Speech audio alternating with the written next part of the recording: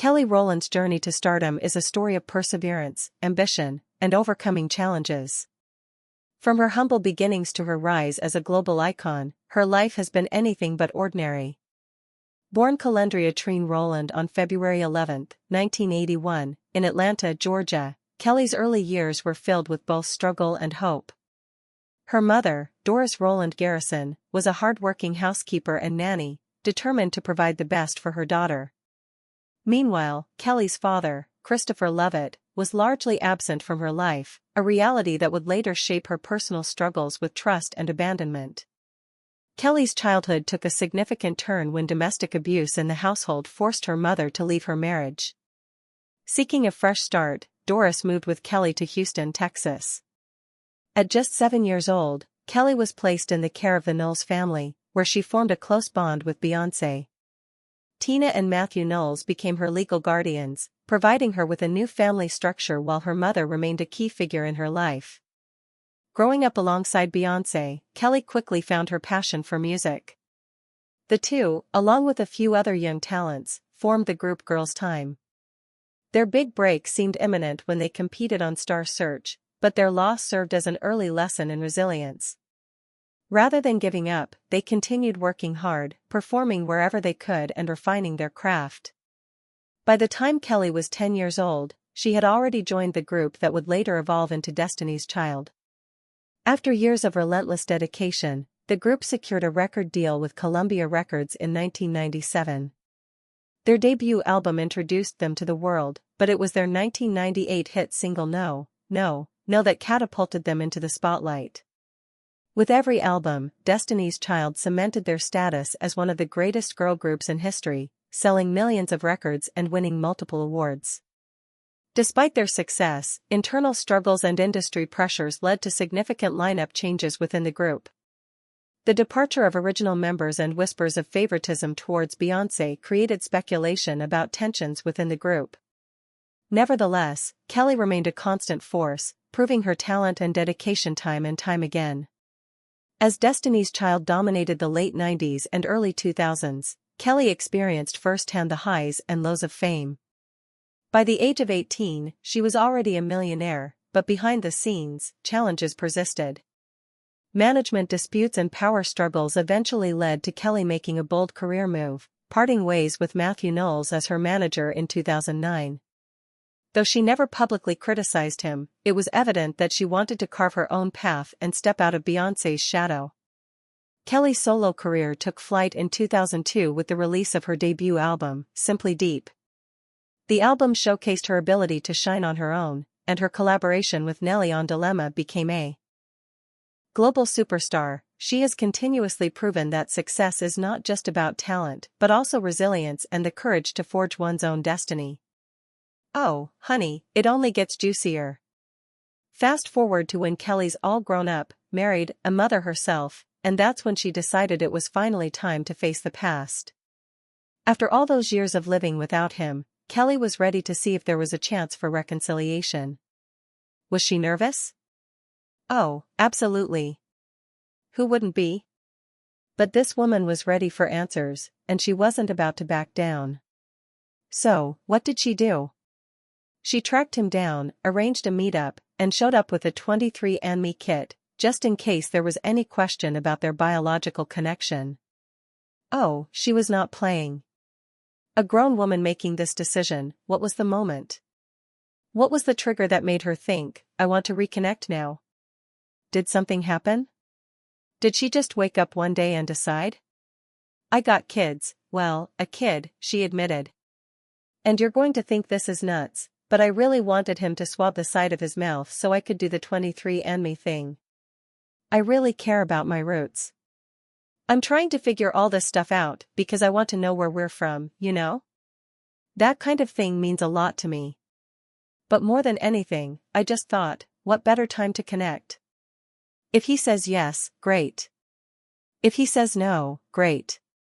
Either way, I was okay with it. But did she really think he would say no? You never know, right? This wasn't some cute, long-lost father-daughter reunion. Kelly had real questions and was ready for closure, even if it wasn't pretty. When they finally came face to face, emotions were all over the place: anger, relief, confusion, and, surprisingly, understanding. Seeing him after all those years of pain and unresolved issues was no joke. But as they started peeling back the layers, Kelly began to see just how much his PTSD had shaped his life, and, in turn, their broken relationship. She had all these things she wanted to say, every word of anger, every question, every accusation lined up in her head. But the moment she saw his face, she saw time. Something told her to be quiet. And so, she listened. I let this man talk for 2 hours, 2 hours. He needed to get everything out. And certain things he told me fit pieces of stories my mom had told me, but other things didn't add up. I had to ask, why didn't you try to find me?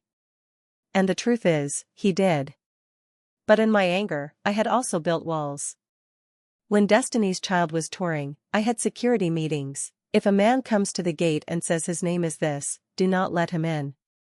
I was protecting myself. But in doing so, I was also choosing the wrong relationships, the wrong men. That conversation didn't fix everything, but it gave Kelly a whole new perspective. She had to confront the scars his absence left on her heart, especially the trust issues she carried. But even after all of that, Kelly decided to move forward. She was determined to turn the page and give herself and her kids a fresh start. Kelly has never been one to shy away from speaking her truth, and this time was no different.